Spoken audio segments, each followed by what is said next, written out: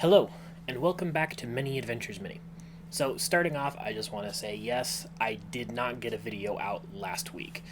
The reason that happened was as I was getting ready to start filming and painting, I had an issue where my camera mount broke on me, and so I took it as a sign and went ahead and upgraded to the new camera I'd been having my eye on to go along with the new microphone that I got. So I hope everybody can see and hear the difference. I hope this will help me improve the quality of my videos going forward. And without that, let's just go ahead and jump in. This week, I am painting a halfling rogue. This is a miniature that's going to be going up on my Etsy shop to purchase, and let's go ahead and jump in and I'll show you how I painted this one, since it is a very simple one to work with. Alright, so here are our pre-images for our little halfling rogue that we're working with here. It's definitely smaller, and the base is smaller than the 1-inch bases I've worked with on some of these other Wizkids minis. So it was a little bit of a challenge working with that, but other than that, the sculpt is pretty simple and straightforward. So I do my usual starting step of coating the base in glue so that I can add a few distinguishing large rocks and some sand just to get more interest on the base. This is a very simple and easy way to just add more visual interest. I don't always show it, but it's a good practice thing to do. And then I just take a file to the different mold lines to clear them off so that they don't show up under the final paint job. They're pretty simple on this one. And then I just use my airbrush with this Vallejo gray primer, mostly to hit the sand, but also to touch up the areas I filed off. And starting off with this dark stone, I put it on the sand and gravelly areas that he's standing on. I decided to start with this time instead of coming in later like I do sometimes. I was worried about causing issues with the boots later on and wanted to just keep it as simple as I could. And then I use this desaturated army green color for the cloak. I wasn't exactly sure how I wanted to handle this, and as I was going along I was kind of getting like the vibe of like woodland scout kind of halfling rogue is kind of where my thought process was going as I was painting this. And this green just kind of lends it to that. I'm not sure if I picked this green because that's the direction I was leaning, or if I leaned that direction after picking this green. It could easily be either one. But I wanted to have a little bit of actual color standing out, so I go ahead and take this blue and basically just kind of use it to color in the shirt. But I don't go too far into that right now. And I use this leather brown, so one of my preferred brown that I use for clothing. And I use it to get this leather coat that he's wearing. I also put it on his boots and his gloves and kind of all over. Like I said, I'm going for kind of a woodland scout theme with this rogue. And that kind of means like a lot of leather to me. And you'll see in a little bit I try to make some distinction between a couple different kinds of leather. I'm not sure it works out quite as well as I was hoping it would, but it's at least there. So that's something, but here I'm doing the boots as well, just making sure I don't get too much like on the ground around it where it's not supposed to be.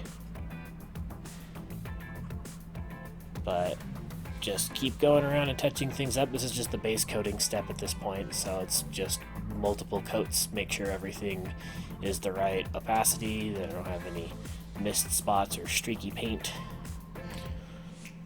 And then I take this desert yellow and I actually mix it with the leather brown just to get kind of a slightly more yellowish brown leather kind of color, and I use that to do the bags and also like his leggings above the boots and his belts and stuff like that as well. It's like this gave me some differentiation, and it's more noticeable when it's fresh, but as it dries it's really kind of more difficult to tell.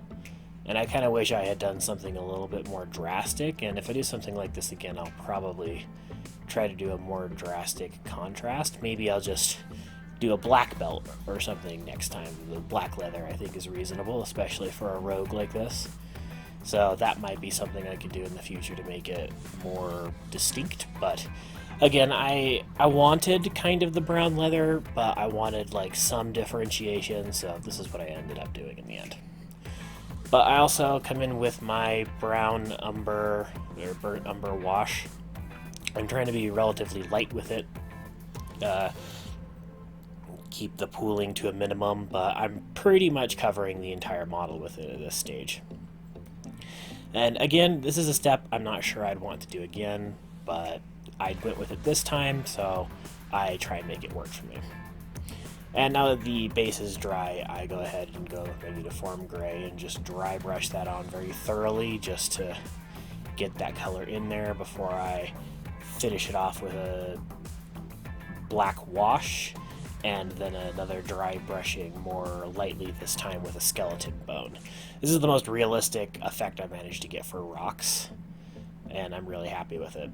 And I'm also kind of highlighting these areas I hit with mixed paint with just some straight desert yellow as almost kind of like a highlight color. It works reasonably well, and I'm taking more of the army green onto some of the high points on the coat, the cloak, to try and get more differentiation there. And I come in with this goblin green color, which is kind of a more vibrant green. It's more saturated in color. It makes the color pop out a little bit more, and I use it as another highlight tone, sort of, in this application. I think it works pretty well. It makes everything pop a little bit more. So I think I got what I needed out of it without breaking what I was going for, which I think works pretty well. Then I come in with my metallics. I'm using just a plate mail just to coat the daggers, and I'm basically just completely coating the daggers right now. I'll go over and take care of the handles later. Then just hit like all the belt pouches and then like the spots on his like chest belt kind of thing going on. But yeah, then I use matte black for the handles of the daggers. They're pretty simple and you can't really get a good look at them, so I figured that would work pretty well for that. And then I go ahead and put down my 3 layers of flesh, and I start with my darkest one to coat his face and hands. And once that is done, I actually start in with some of my black when I'm ready, and that's when I get started on the eyes, because I'm just trying to make sure I get the eyes done correctly, and that's why I'm putting the mummy robes down before I start layering the different flesh tones on the face or hands. In case I need to go back in and do any corrections, it's easier to do it now than it is to do it later. And it's possible I might even be able to use some of it to fix up a mistake and get it looking the way I want to. But despite the difficulty of the smaller size, these halflings almost dropped the size down to like a 15mm scale instead of the 28mm I normally work with. So it was a little bit of an adjustment process, just trying to work with something that much smaller than what I'm used to. But surprisingly, I managed to get the eyes without too much difficulty before going in and layering on everything. And then it's just a matter of making sure I'm touching everything up properly and getting everything I need. It's pretty straightforward at this point and not too much to worry about. I also make sure to just make sure I get like all the highlights that I need in here. I'm just constantly going back trying to make sure I got everything I think I need. And then as one of my last steps, I'll take my black and just blacken the edge of the base just to make it look nice and crisp. This is not a necessary step by any means. I just like it because it looks good. And then I take another brush and put on some dabs of glue between the larger rocks and come in with some fairly fine flocking. Apply generously and tap it off before going in with my Vallejo matte varnish with the airbrush and just giving everything a very thorough coating. And that is the end of that. You've got these final images. It's a simple model and a simple paint job. Could it have been done better? Probably. But I got it done fairly quickly and to a reasonable standard that I think I can live with.